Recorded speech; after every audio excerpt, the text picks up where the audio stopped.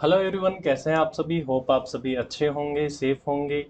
तो आज हम बात करने वाले हैं कि डायरेक्ट टैक्स में आखिर 60 प्लस कैसे स्कोर करें, क्योंकि one of the most important subject of CMA intermediate और सबसे ज़्यादा लेंदी सब्जेक्ट। तो आज बात करने वाले हैं इसमें कैसे 60 प्लस स्कोर कर ले। अगर इससे पहले आपने ऑपरेशन मैनेजमेंट में 70 प्लस वाली वीडियो नहीं देखी है तो वो भी देख ले। उसके लिए भी मैंने आपको बताई है प्लानिंग कि आप कैसे उसमें 70 प्लस स्कोर कर सकते हैं। लेकिन यहाँ पर मैं 60 प्लस स्ट्रेटेजी बताने वाला हूँ, क्योंकि it's quite hard to score 70 plus in direct tax. It's not impossible.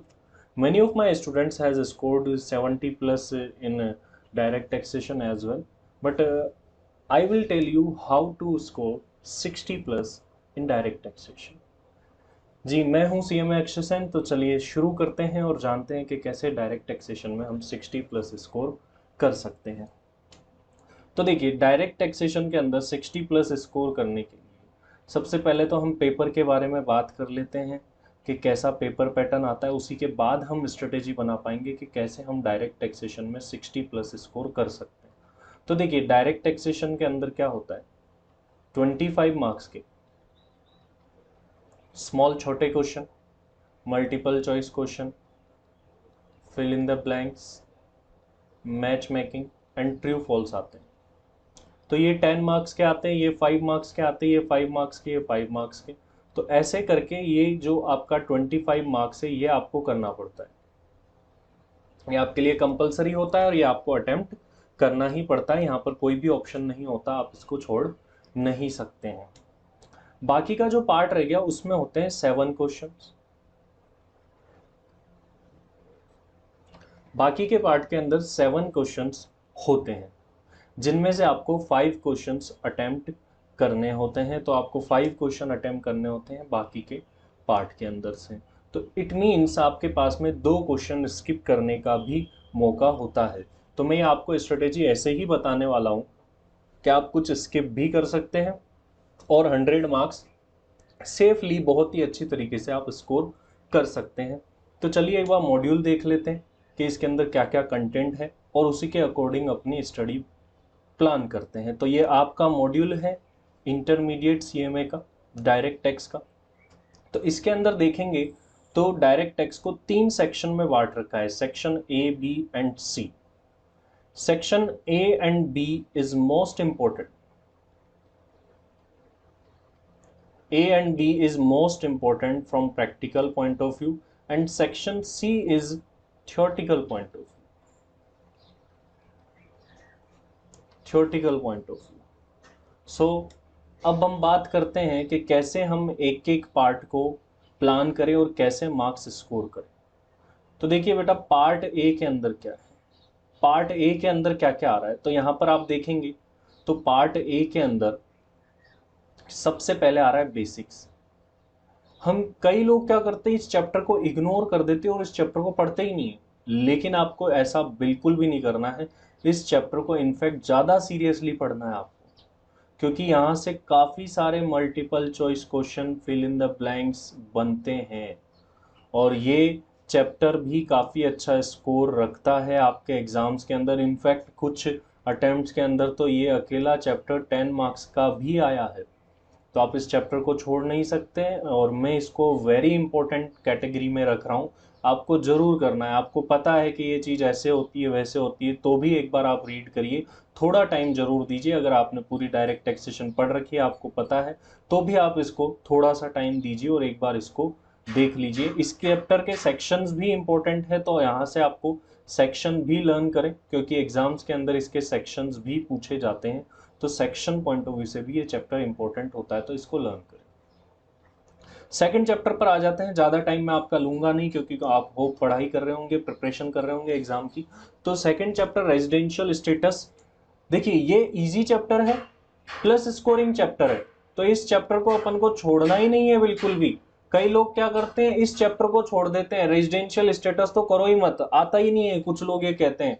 बेटा, आप पेपर उठा करके देखो, हर अटेम्प्ट में आ रहा है अब तो इसको तो कहीं भी छोड़ना ही नहीं है। और इस चैप्टर में क्या क्या इंपॉर्टेंट है बेटा, इसमें एक तो रेजिडेंशियल स्टेटस निकालना आता है, वो पार्ट आता है। और सेकंड क्या आता है, scope of total income. Total income निकालनी होती है आपको।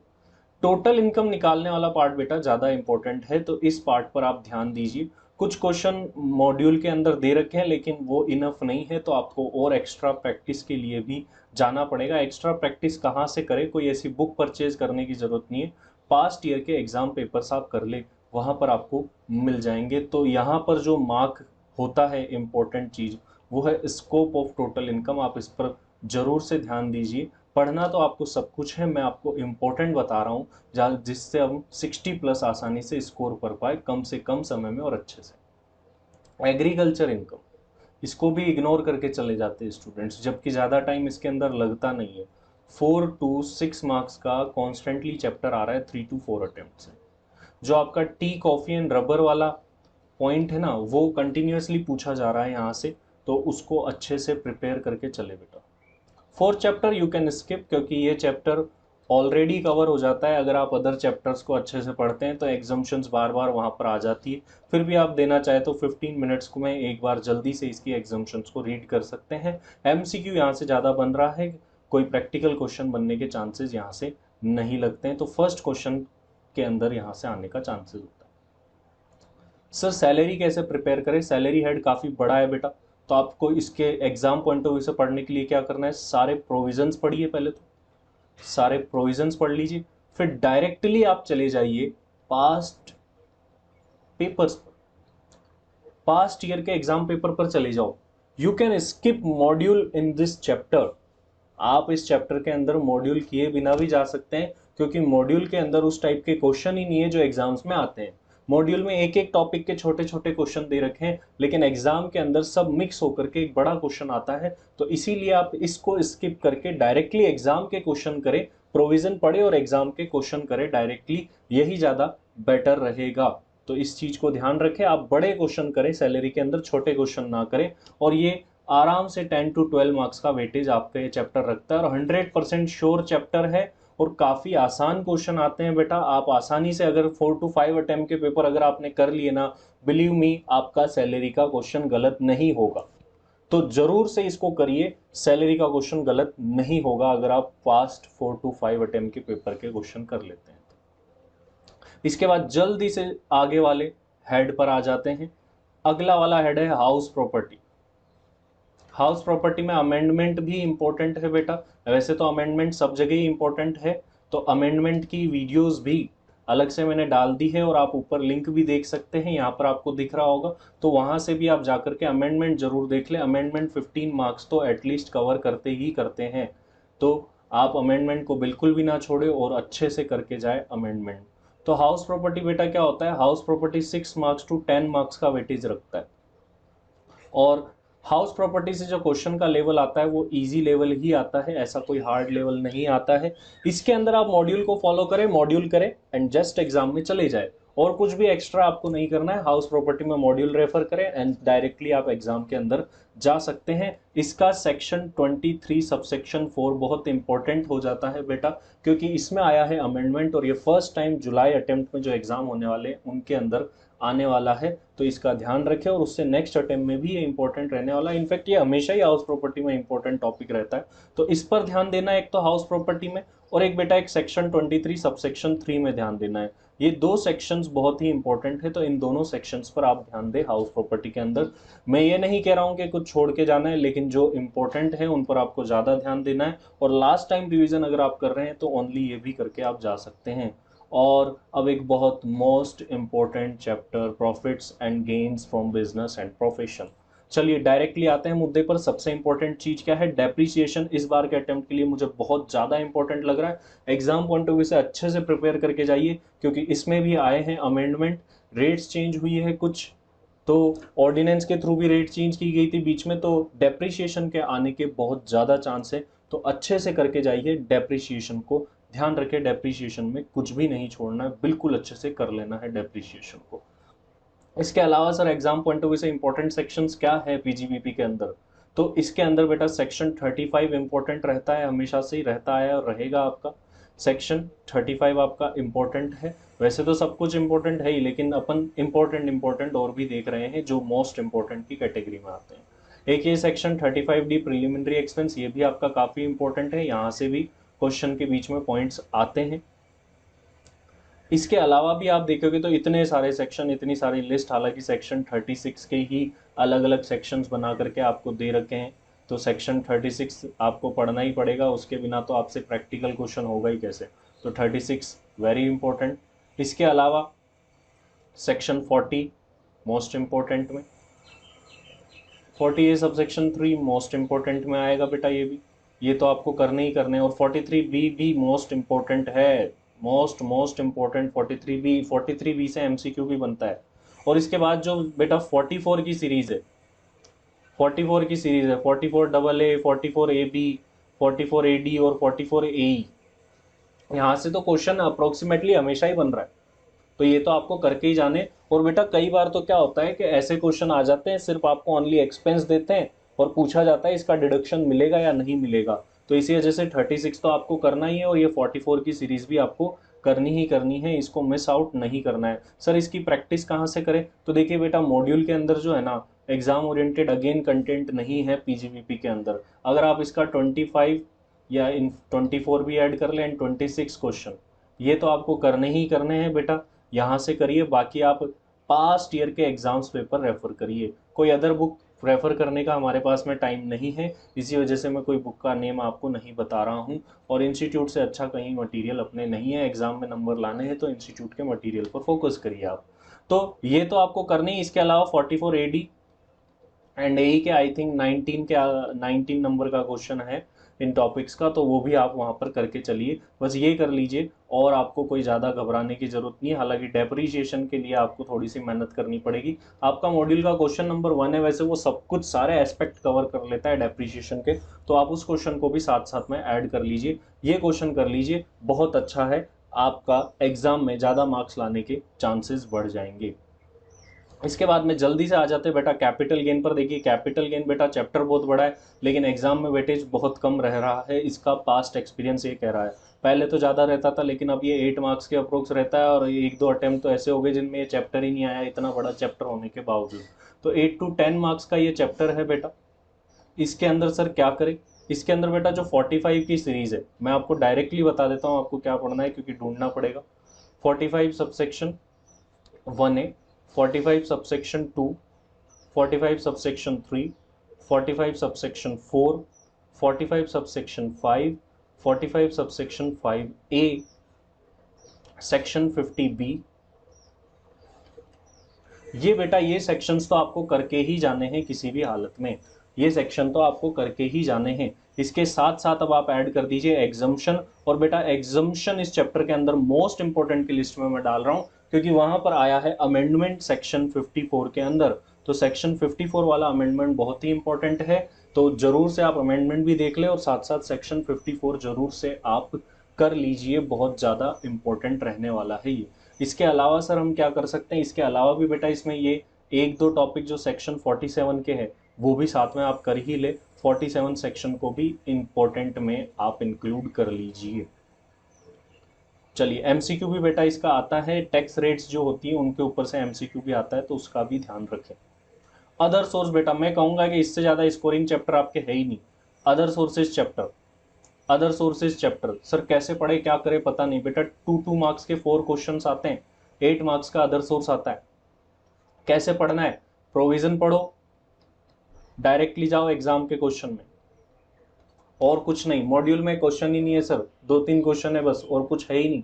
इसी वजह से बेटा शायद आई थिंक 3 क्वेश्चन है आपके मॉड्यूल में ओनली। तो आपको क्या करना है? प्रोविजंस पढ़ने हैं सारे, और डायरेक्ट जाओ एग्जाम के क्वेश्चंस में। आपसे सारे एग्जाम के क्वेश्चन हो जाने चाहिए, एग्जाम्स के क्वेश्चन कर लो, और रिपीट भी काफ़ी होते हैं क्वेश्चंस। ज़्यादा बड़ा क्वेश्चन अदर सोर्सेज से बनने का ट्रेंड अभी तक नहीं रहा है, तो इसीलिए 2-2 मार्क्स के क्वेश्चंस आते हैं, तो इसी के अकॉर्डिंग इस चैप्टर को प्रिपेयर करें कि 2-2 मार्क्स के क्वेश्चन भी हम यहाँ से अटेम्प्ट कर लें। यहाँ से भी थोड़ा सा इंपॉर्टेंट मैं आपको बता ही देता हूँ कि क्या क्या ये फैमिली पेंशन से और गिफ्ट से क्वेश्चन आता है, यहाँ से आता है 56 सबसेक्शन 2 से। तो ये सबसे इंपॉर्टेंट बेटा 3 सेक्शन है, यहाँ से क्वेश्चन तो हमेशा ही बनता ही रहा है, आप मान करके चलिए, यहाँ से इस बार भी बनेगा ही क्वेश्चन। आप 100% आप पेपर में जा करके भी देख लेंगे, क्योंकि ऑप्शन ही एग्जामिनर के पास ही है। इसके बाद बेटा बात करते हैं क्लबिंग। देखिए इसका ज़्यादा आने का ट्रेंड नहीं रहा है इस चैप्टर का, लास्ट अटेम्प्ट में आया था लेकिन उससे पहले इसका आने का कोई ज़्यादा ट्रेंड रहा नहीं है, तो इसको लेस इंपॉर्टेंट की कैटेगरी में रखे और जल्दी से जल्दी इसको हाफ आर दे और पूरा कर ले इसको, दैट्स इट। इसके लिए सर प्रैक्टिस करनी हो तो क्या, ओनली मॉड्यूल और कुछ नहीं करना है, मॉड्यूल के अलावा ध्यान रखें यहाँ पर मॉड्यूल करना है ओनली और कुछ नहीं। Set of and carry forward, set of and carry forward के अंदर सर कैसे पढ़े क्या करें, डायरेक्ट प्रोविज़न पढ़ो और चाहो तो आप प्रैक्टिस के लिए क्वेश्चन करो वरना मत करो, क्योंकि इसके क्वेश्चन नहीं आ रहे हैं बेटा। और जब आप असेसमेंट करोगे तो वहाँ पर सेट ऑफ ऑलरेडी कवर हो जाता है, तो आप वैसे भी कर सकते हैं, वरना इसके अंदर कुछ क्वेश्चंस दे रखे हैं मॉड्यूल में, एक दो क्वेश्चंस में गलती है, लेकिन आप ट्राई करें, इसमें भी मॉड्यूल ही रेफरेंस होगा और कुछ नहीं होगा, एक दो क्वेश्चंस में मिस्टेक्स भी है उनका ध्यान रखें इस चैप्टर के अंदर। डिडक्शन बेटा most most important deductions, deductions बहुत मोस्ट इंपॉर्टेंट है, हर तरीके से हर जगह से जैसा हो वैसा कर ले, हमेशा कर ले। इसके अंदर इंपॉर्टेंट सीरीज क्या है बेटा, तो 80C की सीरीज, 80D की सीरीज और 80G की सीरीज, यहाँ से इनमें से एक एक सेक्शन पे क्वेश्चन हमेशा सेपरेटली बनता ही बनता है, और फिर MCQ fill in the blanks भी यहाँ से जरूर बनते ही बनते हैं। तो इस चैप्टर को तो बहुत अच्छे से कर लेना है। हालांकि इसमें कुछ इनकम बेस्ड डिडक्शन दे रखे हैं, वो इतने इंपॉर्टेंट नहीं है, उनका इतना वेटेज नहीं है, फाइनल के अंदर ज़्यादा वेटेज है, और फाइनल के लिए भी कुछ बच्चे कह रहे थे, तो मैं उसके लिए भी जल्द ही वीडियो अपलोड कर दूंगा कि फाइनल के लिए हमको कैसे प्रिपरेशन करनी है।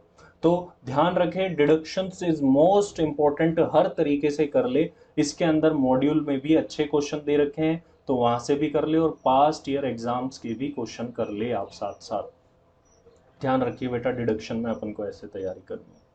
ये जो एंड वाले सेक्शन है ना, ये आप एक बार के लिए स्किप भी कर सकते हैं, चलेगा। और अब चाहे तो यहाँ से बेटा अभी तक जो ट्रेंड रहा है, यहाँ से एमसीक्यू बना है, बस एक 3-4 अटेम्प्ट पहले एक सेक्शन पूछा गया था, ये 80 IAC के फिल इन द ब्लैंक्स में पूछा गया था कितने सालों में डिडक्शन मिलती है कॉन्जिक्यूटिवली, तो इसमें भी अमेंडमेंट हो गया है थोड़ा सा, तो इसको भी ध्यान रखें। एमसीक्यू बेस्ड के लिए इंपॉर्टेंट है, प्रैक्टिकल के लिए यहाँ से कोई इंपॉर्टेंस नहीं रहती। Relapse you can skip this chapter, इसमें कुछ ऐसा खास है नहीं बेटा, तो यू कैन स्किप इट। इसके बाद आते हैं असेसमेंट। असेसमेंट के अंदर AMT है बेटा, AMT आया तो काफ़ी टाइम से नहीं है, तो लेकिन इसका कुछ कह नहीं सकते, इसलिए इंपॉर्टेंट में रखें इसको, AMT को। AMT आपको करना है, लेकिन जल्दी से जल्दी बेटा HUF का कोई ज़्यादा वेटेज है नहीं, इसके अंदर थ्योरी है। HUF you can skip, HUF को आप स्किप कर सकते हैं। इसके बाद में देखिए बेटा यहाँ पर ये है चीज़ जो आपके लिए इसके अंदर इंपॉर्टेंस रखती है, असेसमेंट ऑफ AOP-BOI, और ये एक कोऑपरेटिव सोसाइटी का असेसमेंट। पॉलिटिकल पार्टी आपको पता चलेगा, एक ही क्वेश्चन है सर, एक ही पैराग्राफ में खत्म कर दिया है, तो वो एक ही क्वेश्चन कर लीजिए बेटा जल्दी से, और कुछ भी ये 3 आपको करके जाने और कुछ भी नहीं है, इससे ऊपर का पार्ट आप छोड़ सकते हो, कुछ भी वहां से आपको नहीं करना है। TDS की प्रिपरेशन कैसे करें बेटा, एग्जाम के अंदर सेपरेट क्वेश्चन आता है, रेट एंड लिमिट्स पूछी जाती है, तो ऐसा कोई प्रैक्टिकल क्वेश्चन टाइप नहीं आता है, तो आप सबको एक तरीके से ये लर्न करने वाला चैप्टर हो गया, लर्न करने वाला चैप्टर हो गया, तो ध्यान रखें आपको रेट और लिमिट्स लर्न करनी है। सारे सेक्शंस के अमेंडमेंट्स भी आए हुए हैं इसके अंदर, तो वेरी इंपॉर्टेंट मार्क करूंगा मैं, 8 मार्क्स तक भी ये एग्जाम के अंदर जा सकता है, तो ध्यान रखें रेट्स एंड लिमिट्स पढ़नी है, सेक्शन पता होना चाहिए क्या है, किस पर्पज़ के लिए कितनी रेट है और क्या लिमिट है, यही पूछी जाती है आपको एग्जाम के अंदर, इसके अलावा कोई स्पेशल नहीं पूछा जा रहा है। तो ये हो गया अपन को TDS कैसे पढ़ना है। TCS यू कैन स्किप, इसके अंदर कुछ खास है नहीं, चाहे तो आप 2 मिनट इसके अंदर पढ़ लीजिए, रेट्स पढ़ लीजिए ओनली, और कुछ भी नहीं करना है। एडवांस टेक्स्ट भी लेस इंपॉर्टेंट की कैटेगरी में आता है, यहाँ से भी कोई क्वेश्चन फॉर्म नहीं हुआ है, MCQ ही यहाँ से बनते आए हैं बेटा, इसको भी आप 15 से 20 मिनट से ज़्यादा ना दें, जल्दी से बस इसको देख करके कंप्लीट कर दें। रिटन एंड पेन बेटा थ्योरी के अंदर आता है, थ्योरी के अंदर आता है, जो आपका लास्ट क्वेश्चन आता है शॉर्ट नोट्स का, तो वहाँ यहाँ से थ्योरी जरूर आती है, तो इसके अंदर आप सेक्शन 139 सबसेक्शन 1 अच्छे से पढ़ ले, इसके अंदर अमेंडमेंट है तो आने के काफ़ी ज़्यादा चांस रहते हैं। इसके अलावा सेक्शन 139 सबसेक्शन 3 पढ़ लो, 139 सबसेक्शन 4 पढ़ लो, और 139 सबसेक्शन 9 पढ़ लो बेटा, ये सेक्शन पढ़ लो, यही इंपॉर्टेंट है, यहीं से सबसे ज़्यादा क्वेश्चंस आते रहे हैं, तो ये सेक्शंस आप पढ़ लीजिए, इसके अंदर आपका काम हो जाएगा जहाँ तक है थियोरटिकल में। इसके अलावा सर असेसमेंट प्रोसीजर का chapter you can skip it, इसके अंदर कुछ भी खास नहीं है, और ना ये एग्जाम्स के अंदर आया है, प्रैक्टिकल आने के 0 चांसेस हैं, ओनली थ्योरी आने के चांसेस होते हैं, वो एक तो बेस्ट जजमेंट असेसमेंट और एक स्क्रूटनी असेसमेंट, ये 2 टॉपिक पढ़ ले, इन 2 में से ही आपको थ्योरी मिलने वाली है एग्जाम के अंदर। ICDS भी बेटा यहाँ से थ्योरी ही कवर करके जाएगा, तो थ्योरी ही कवर होगी आईसीडीएस की भी। आईसीडीएस से एमसीक्यू भी बनते हैं बेटा, और आईसीडीएस से थ्योरेटिकल क्वेश्चन बड़ा भी आ सकता है। मेनली इसकी एप्लीकेबिलिटी ध्यान रखिए, और कौन से नंबर का आईसीडीएस किसका है, इससे एमसीक्यू बनता है। आईसीडीएस 1 किसका है, 2 किसका है, 5 किसका है, ऐसे पूछ लिया जाता है, तो ये भी आप ध्यान रखें। तो बेटा ये थे सारे चैप्टर, मैंने जल्दी से जल्दी आपको बताने की कोशिश की है। इसके अलावा भी आपका कोई क्वेश्चन रह जाता है कि हम डायरेक्ट टेक्स्ट को कैसे पढ़े, कैसे प्रिपरेशन करें, तो भी आप पूछ सकते हैं। बेटा सिर्फ प्रोविजन पढ़ के ऐसा नहीं आप चले जाओ, आपको प्रैक्टिस क्वेश्चन भी करने पड़ेंगे साथ साथ में। तो ध्यान रखें आप प्रैक्टिस क्वेश्चन भी पूरे करें, और पास्ट ईयर के पेपर्स को बिल्कुल इग्नोर ना करें। पास्ट ईयर के पेपर्स भी आप जरूर देख करके जाए और जरूर करके जाए। हालांकि प्रोविजंस थोड़े चेंज हो गए हैं, तो वो आपको ध्यान रखना होगा बेटा। और एक चीज़ मुझे अभी अभी दिखी, मैं बता दूं, वेरिफिकेशन ऑफ रिटर्न, यहाँ से भी एमसीक्यू बनता है बेटा। किसका रिटर्न कौन वेरीफाई करेगा, यहाँ से भी। तो चलिए ये था सब कुछ डायरेक्ट टेक्स्ट के बारे में कि हमें कैसे क्या प्रिपरेशन करनी है। इसके अलावा भी आपको कोई सब्जेक्ट पर वीडियो चाहिए, कोई आपको प्रॉब्लम हो, तो ज़रूर से आप कमेंट बॉक्स में लिख करके बताइए। अपने दोस्तों के साथ, अपने फ्रेंड्स के साथ ज़रूर से इस वीडियो को शेयर करिए, ताकि वो भी बेनिफिट इसका उठा पाए। आज के लिए इतना ही। Thank you very much.